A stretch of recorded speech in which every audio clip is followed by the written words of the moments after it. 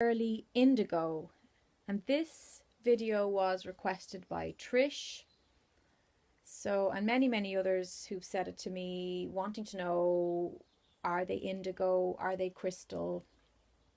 This is specifically for early indigos, so let's get right into it. Early indigos they'd usually now be in their mid to late 50s, early 60s. I'd say could go all the way down into the 60s actually. So if you're that age group, or you know someone who you suspect is an early indigo that age, you may want to listen up. So they were born in the age of Pisces, but they were progressive souls in that their soul print belongs and was ahead of its time, and that belongs to the age of Aquarius, which we are now in the age of Aquarius. So it was a very tough gig for the early indigos, because imagine being born into a physical time space where you are far more advanced, spiritually much more awake, conscious and aware. You know, the early indigos, their souls volunteered for some really challenging and tough lessons and expansion on our behalf. And when I say our, I mean everybody since then, but especially the crystals, which were born in the 80s. So the early indigos were the first wavers. That's what Dolores Cannon coined that term, and I think it's very good. They were the first wave of these souls. Well, the first wave of souls that we're aware of. I'm sure there were many progressive and enlightened souls before that, but this was a massive wave, as in a larger number, probably more than ever before, suddenly were incarnating and born into physical earth, into the third dimensional earth. So, you know, the indigos signed up for really tough schooling so that they could become really strong and get to grips with their sensitivity. And they came here to bring in the new paradigm. They're here to break down the old systems in everything, from their education, in medicine, especially in the family, the social structures of their society and their environments. Indigos will usually display indigo hue, indigo rays in their aura, which is where they get their name from. Also, they often have quite a strong middle eye, the indigo chakra in the center of the forehead.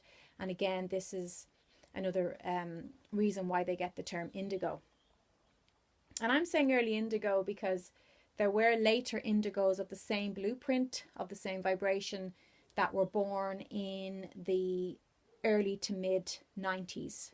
So some of you may really resonate with that. And if you are an indigo of that time, it's important that you do your homework, I feel, and to know as much as you can about your early indigo brothers and sisters, because they really were the pioneers. In fact, I call this group the pioneers because they paved the pathway for all of us, and we really do owe them such appreciation and love. And I happen to have one of my dearest friends is an early indigo. And I mean, she has just, I can see how she's paved the way for my generation so much, and even for me personally on this spiritual path. Okay, so indigos would be known as, you know, these are spiritual warrior type people. They're teachers, the indigo teachers. They're raised in the patriarchal society, as I said, of the Piscean age, which was especially tough on them because they are free spirits. They often incarnated into very challenging environments, like abusive families. And this was to really push them to attune their skills, and also to challenge authority. Early indigos do not like authority, don't like being told what to do, don't take instruction or demands of any kind very well. So they're better off being self-employed, and they're better off using their own initiative, or at least having a job where they can just go off and do their own thing. They're not really team players in a work environment. So let's go through some of the traits. So they're very self-reliant. They're extremely stubborn. Very, very stubborn. They dislike authority, like I just said. They love positive changes. They really embrace the breakdown of structures. They also love breaking rules, or stretching or bending rules. Again, it's part of their knowing that really, in truth, from the eyes of source, there are no rules, and that humans just like to put labels and put rules and regulations on things. So again, it's just innate in them from the time they were walking, talking, to challenge structure and to challenge those old 3D belief systems. And they often behave like royalty. They have a king or queen air to how they carry themselves. And some people would even say, you know, that's the indigo violet hue, that kind of bluey purple hue of royalty. It's a vibration, you know, it is an actual energetic blueprint. And regardless of their circumstances or what society thinks, they would often have a royal way of walking, of sitting, of being in an environment. They're incredibly generous, very giving, very caring, extremely emotionally intelligent, but often underachieved in academic environments such as school and college, because again, those demands, the authority and the very, very linear structure of those environments would not have been conducive to their growth and to their expansion and their sense of freedom. So, as I said, yeah, they love to break rules.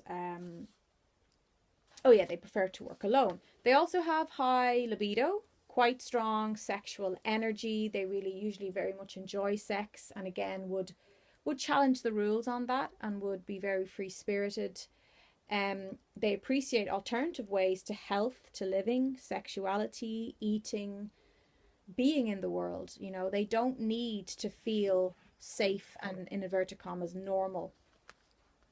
They desire to be around kindred spiritual people, but often they don't know where to find belonging. So indigos will often, especially the early indigos, would really have struggled with the strong sense of isolation and loneliness, especially in childhood. And because a lot of them did take on incarnations into abusive households with parents, with siblings or other family members, there would have been a tendency for feeling that loneliness. Maybe even depression would come with that as well, because there's just a sense of, you know, I'm not from here, I don't belong here. They adore nature. They know that they are nature.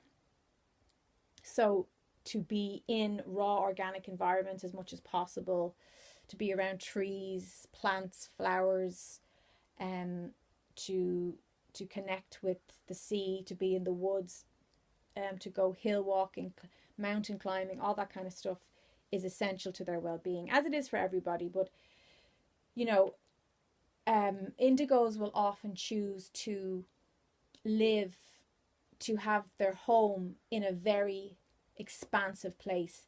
They don't do well in tight structures, again. So houses, you know, they wouldn't be living in a housing estate, a residential housing estate. That would just kill them altogether. They need that expansiveness, and they need the natural environment of the earth, of the grass, of the green, and the colours of the flowers and that kind of thing.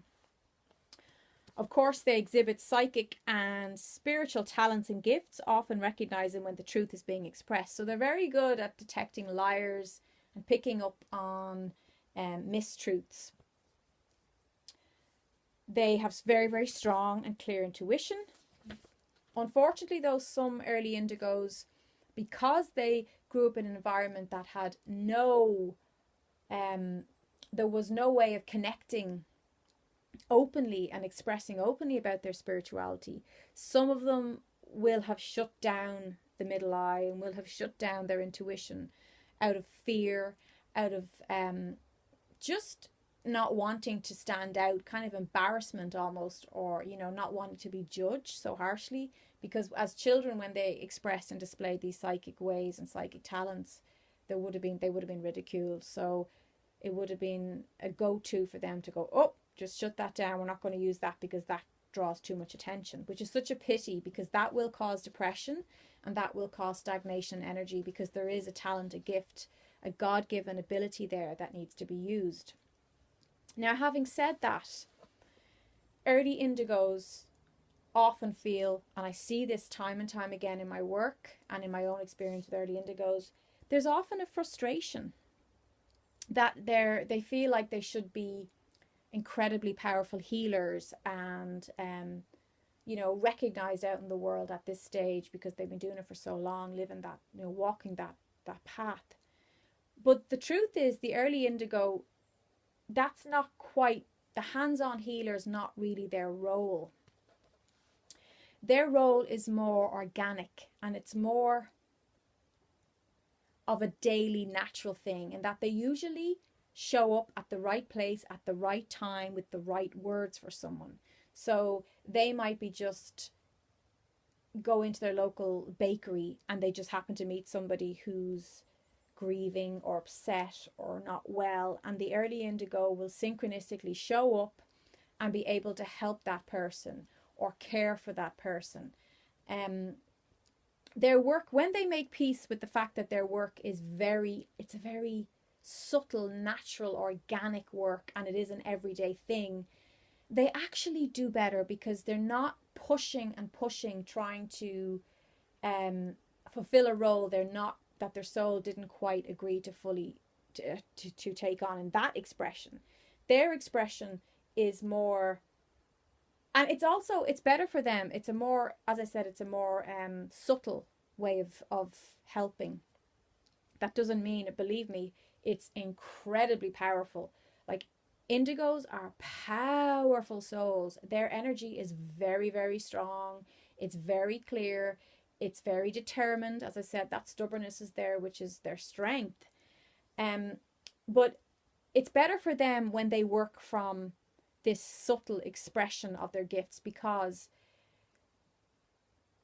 it's like it just flows then from a very easy place, from a very light place, and then they're able to be lighter about things. They wouldn't actually like the full heavy work hat responsibility of being the healer 24/7. They think in their early years, I'm told, they usually